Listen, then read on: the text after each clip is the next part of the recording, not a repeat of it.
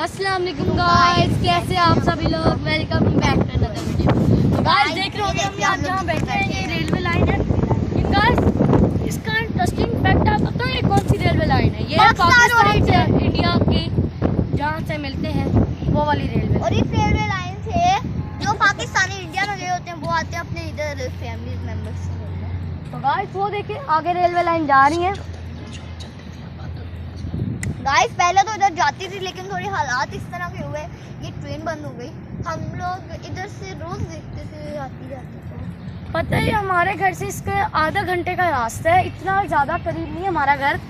लेकिन आज हम यहाँ आए हैं तो ये देखिए वो देखिए बीआरपी नहर की खूबसूरती कितनी प्यारी लग रही है। गाइस इसकी लहरें देखें किस तरह जा रही हैं। यस गाइस कितना अच्छा लग रहा है। पानी कैसे जा रही है। Wow guys, this is a interesting fact about this canal. क्या बात है।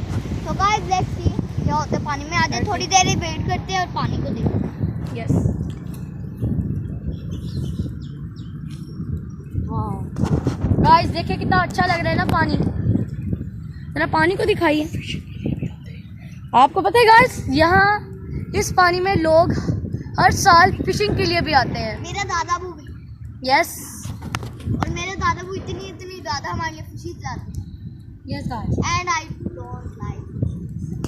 गाइस फिश तो अच्छी होती है। तो गाइस बस आज की वीडियो में बस इतना ही।